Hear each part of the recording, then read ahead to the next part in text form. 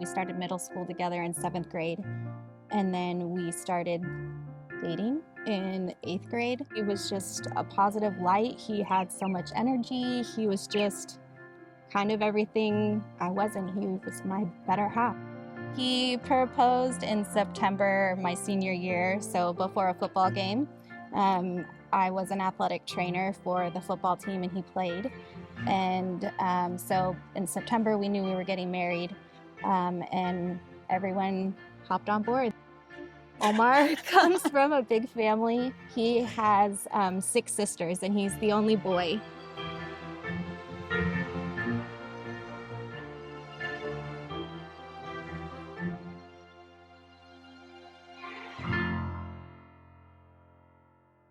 He went to the gym 5 or 6 times a week. He was there early every day. He had a whole gym crew, his sister included.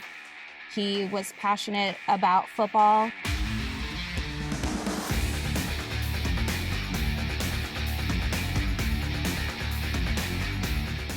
He was on semi-pro teams since he graduated.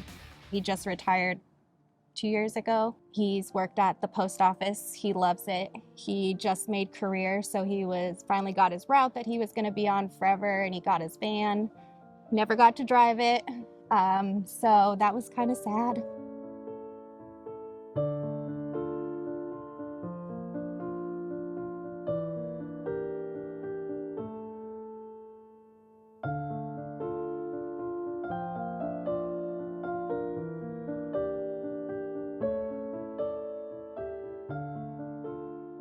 So he had appendix cancer, which is 1 or 2 in a million. And it started with his appendix, it obliterated that, and then by the time we had caught it, it had metastasized to his liver and lymph nodes in his chest and stomach.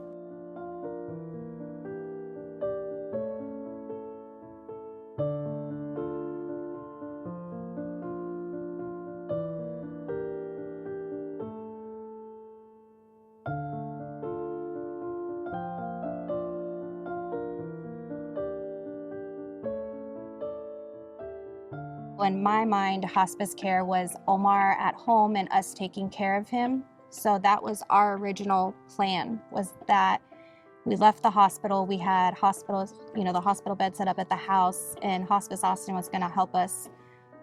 And we unfortunately couldn't execute that plan. And we had gone to Christopher House because we weren't able to get pain under control. And so our preconceived notions changed of what hospice was. We didn't know Hospice Austin offered an inpatient center. So that was a blessing. We had a whole team in there. We had a doctor, we had Keisha, the director. There was like we had 6 4 to 8 or 5 people. nurses. Yeah, and everybody just focused on Omar, got him set, and I think he fell asleep within like 30 or 45 minutes after we got there. And the next thing that happened was Keisha, the director, turned to us and said, "When was the last time you 2 ate?"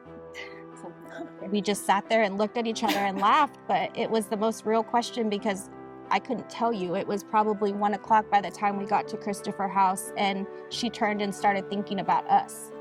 And from that moment on, every staff member, from volunteers to nurses, kitchen staff, security guards, everybody was amazing. Doctors. We just felt like Omar wasn't just a number, wasn't just a patient.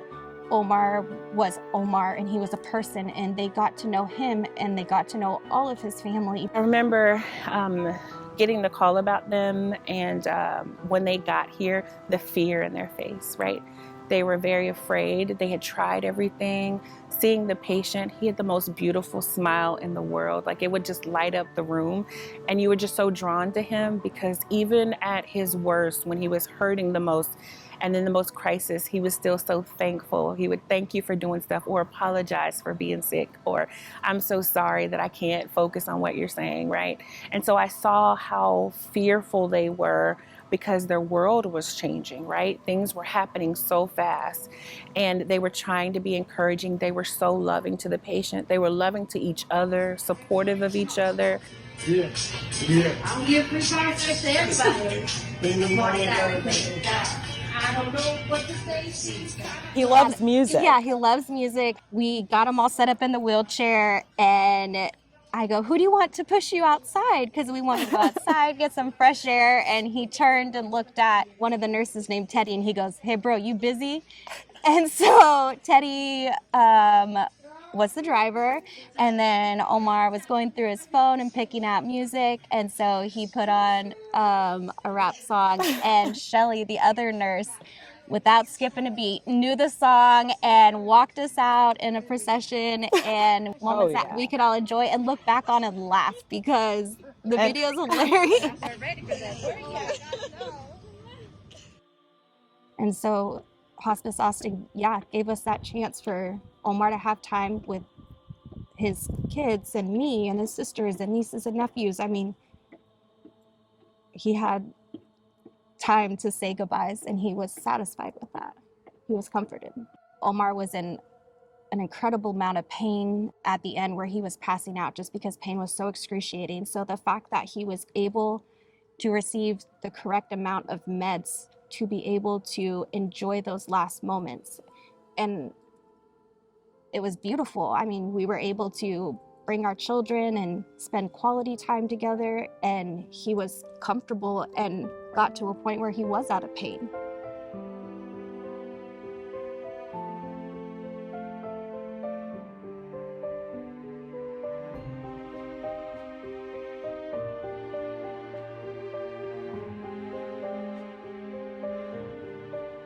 It's a different perspective on life, for sure. Yeah. Like, you find life when you're in hospice for someone else, is that I live life out here differently because I know what it's like in there.